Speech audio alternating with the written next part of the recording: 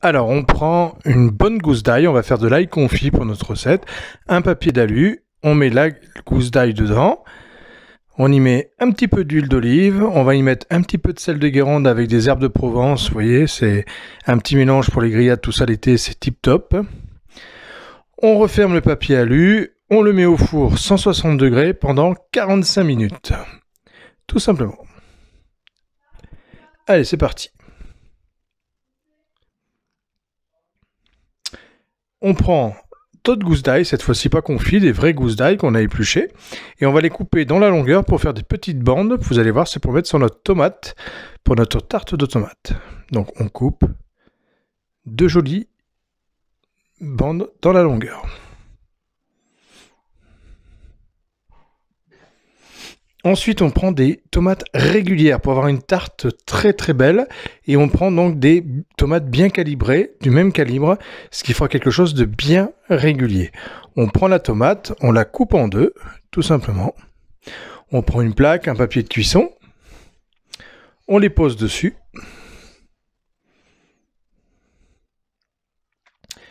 Et là, vous voyez, pour une tarte 6 personnes,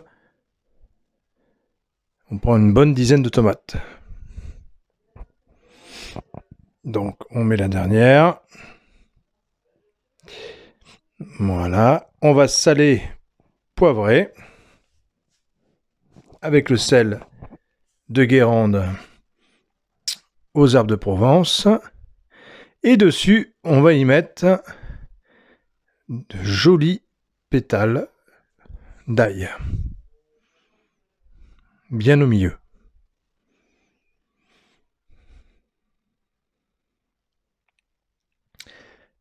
Un soupçon d'huile d'olive. C'est une tarte du soleil.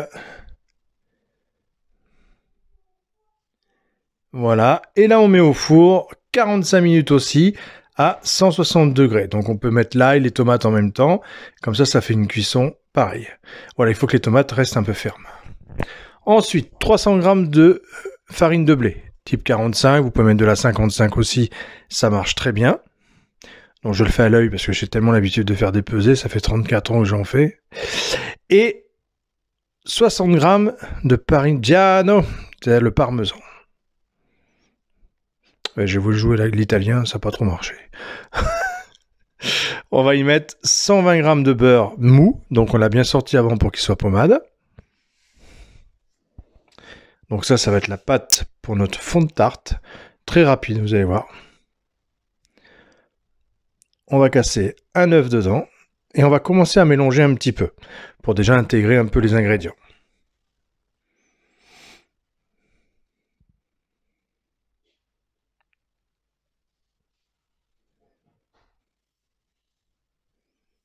Ensuite, une fois qu'on a commencé un petit peu à mélanger, qu'on a comme un crumble, on rajoute 5 bonnes cuillères à soupe d'huile d'olive, généreuse, hein, et on va mettre 60 g d'eau.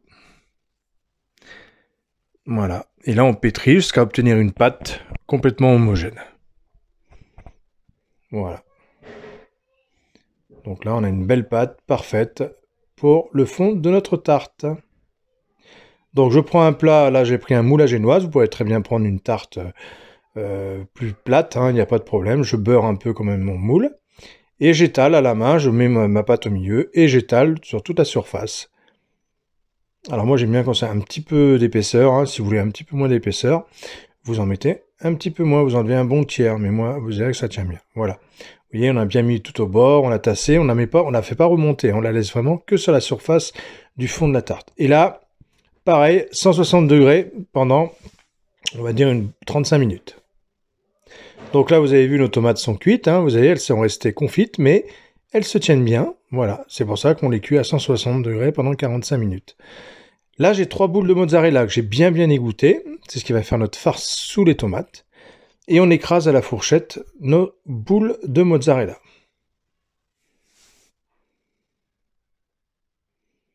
Ensuite, on va récupérer l'ail confit, qu'on a laissé, je vous rappelle, 45 minutes à 160 degrés. Donc là, l'ail est vraiment confit, donc vous pouvez l'utiliser dans les salades. Moi, je le mets sur des viandes, c'est tellement bon. Et donc là, on va récupérer, vous allez voir, 5-6 gousses. Voilà, on récupère l'intérieur, ça vient tout seul en plus, il n'y a pas besoin de de forcer. Et on récupère 5-6 gousses qu'on va hacher, écraser à la fourchette. Et on va la rajouter dans notre mozzarella. Voilà, vous avez vu, ça tombe. Et là, on a un petit goût d'ail confit qui se rajoute, qui est extra. C'est une petite astuce dans les farces pour les pâtes, pour les tartes, qui sont tip top. Allez, on mélange tout ça. Voilà, on écrase de plus en plus. On rajoute un soupçon d'huile d'olive.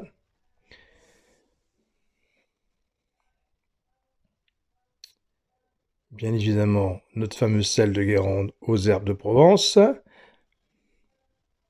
Voilà.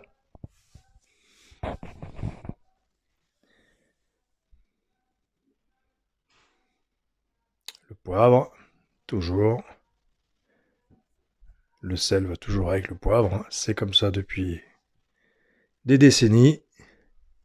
Et on mélange vite fait tout ça. Voilà.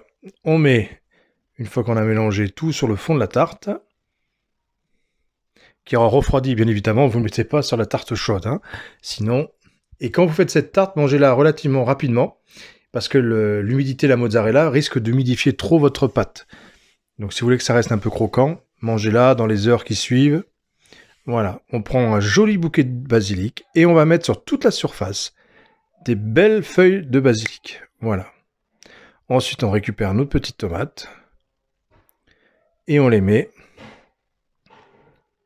les unes à côté des autres, comme ça, sur toute la surface, voilà, hop, et on met la dernière. Et pour finir, voilà, là c'est tout prêt, on râpe du parmesan bien vieux par-dessus, comme ceci. C'est parfait. Et on va y mettre une petite feuille de basilic, et voilà, c'est fini. Voilà les amis, une tarte succulente, facile à faire. Allez, pour cet été, j'espère que vous allez vous régaler. À bientôt pour d'autres recettes.